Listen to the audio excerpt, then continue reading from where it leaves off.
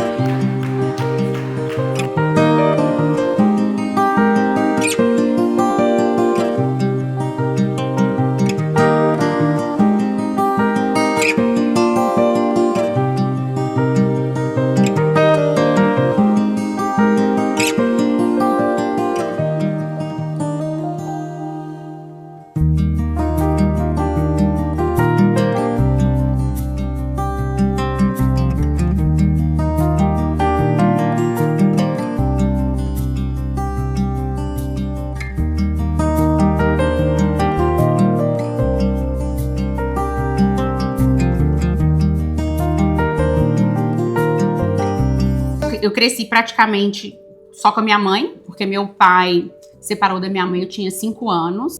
Minha mãe teve que se virar, né, pra criar 2 filhos pequenos. Meu pai era policial, ele era muito violento, batia muito nela, batia muito em mim. E eu, com 4 anos de idade, eu já sabia que eu tinha que ir na casa da vizinha e ligar pra polícia. Mas meu pai era policial, e aí os policiais chegavam, não dava nada pra ele. Minha mãe, cansada daquilo, um dia ela perguntou pra mim, você quer que eu largue seu pai? Aí eu fui e falei com ela, quero, né? 4 anos de idade, o que uma pessoa de 4 anos de idade sabe, né, gente? Aí ela foi e falou assim, ó, mas você tem que entender que se eu largar ele, pode ser que vai faltar as coisas dentro de casa. E eu, pra não querer apanhar, eu falei, tá tudo bem, né? E pra não faltar as coisas, faltava presença. Minha mãe saía pra trabalhar, só trabalhava. De alguma forma, eu fui me sentindo, como eu era a filha mais velha, a responsável pelos meus irmãos, né? Até então, só tinha meu irmão mais novo, que eu sentia que eu tinha que cuidar dele, que eu tinha que ajudar ele a fazer as coisas pra não dar trabalho pra minha mãe, que tava trabalhando e tudo. Minha mãe sempre foi muito gastadeira. E aí, ela, tipo assim, vai comprar alguma coisa no supermercado. Aí eu sempre pegava, tipo, R$5 e guardava. Porque ela sabia que se um dia, eu ficava assim, o dia que faltar alguma coisa, eu tenho esse dinheiro pra comprar alguma coisa. E aí ela sabia ela sabia disso. Ela falou, você sempre pegou meus dinheirinhos e escondeu, né? Porque você sabia que a hora que precisasse... E ela já sabia que eu fazia isso. Ela falava assim, você tem um dinheiro guardado? Que hoje não tem dinheiro pra comprar as coisas. E aí eu sempre tinha umas moedas, uns dinheirinhos, sabe? A família foi totalmente, os papéis totalmente invertidos. Tudo muito trocado, muito complicado. Ali na minha adolescência, pela falta de pai, né? Eu acabei me envolvendo num relacionamento super tóxico, super tóxico. Já tinha síndrome do pânico desde 12 anos, mas eu não sabia que era síndrome do pânico. Eu tive que tomar uma atitude, né? Quando eu vi assim, eu falei, gente, já tá todo mundo da minha idade casando. Eu comecei a namorar com 14 anos, 15 anos.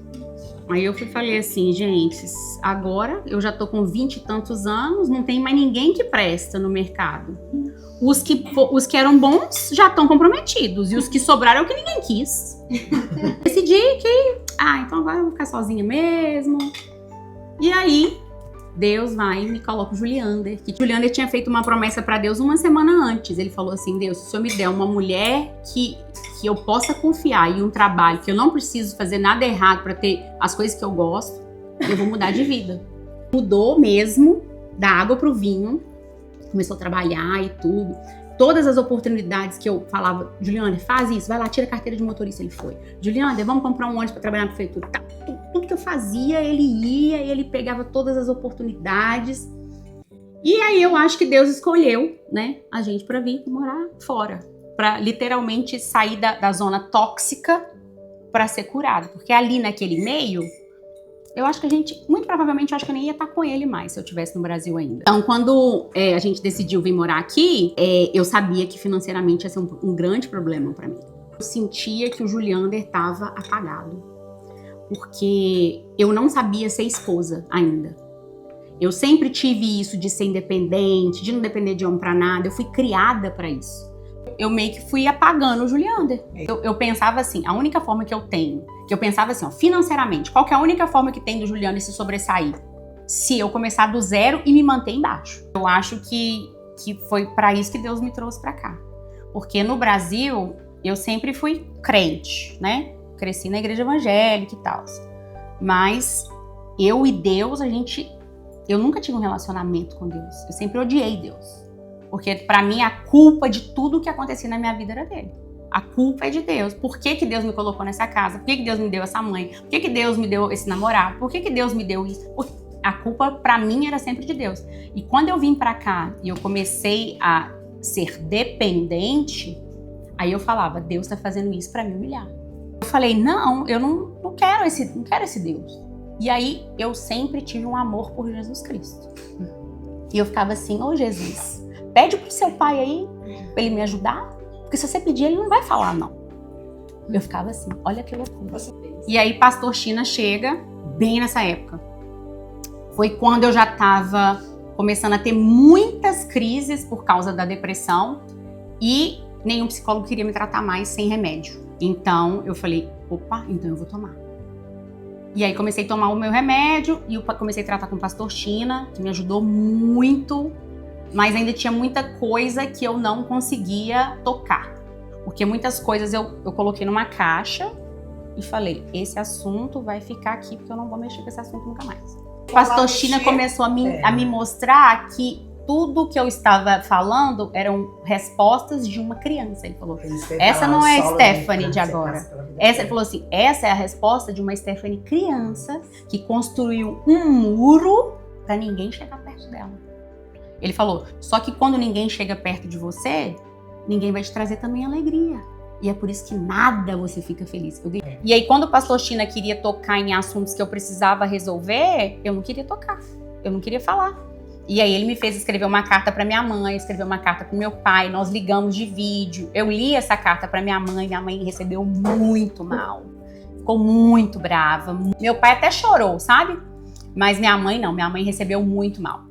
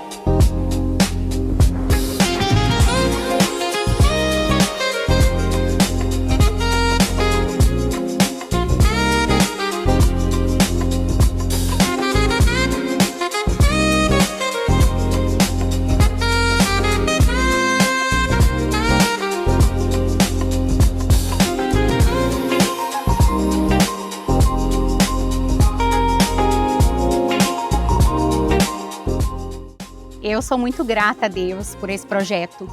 Eu acreditava que seria onde eu iria doar. E, na verdade, o que eu tenho mais recebido do que doado, né? E eu acredito que hoje foi a demonstração do amor de todas as meninas, princesas, que hoje são servas também. Eu não estava esperando. Confesso que esse número 40 pesou muito para mim, me deixou até paralisada. Que eu sempre gosto de viajar ou de fazer alguma coisa para comemorar e esse ano eu não fiz nada. E Deus, através das meninas, que é o que eu acho mais lindo, né? Por muito tempo eu me isolei e acreditava que viver sozinha era mais fácil, que viver sozinha dava menos trabalho. Deus usa pessoas, né, para demonstrar o amor em cada detalhe. Cada menina que esteve aqui hoje para fazer o café da manhã, para fazer minha maquiagem, para fazer meu cabelo. As meninas ficaram aqui praticamente o dia todo comigo e foi uma bênção. Então, assim, hoje eu pude sentir realmente o que é ser filha do rei.